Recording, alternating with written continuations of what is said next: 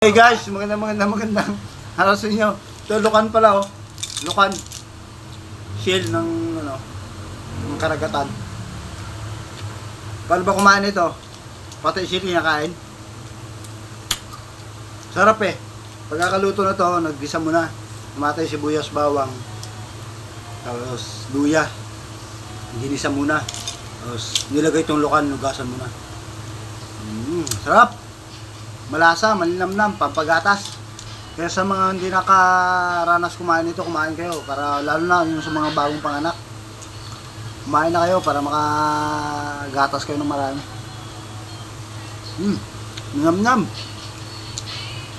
Grabe, sabaw pa lang. Ayos na eh. Luya. Luya.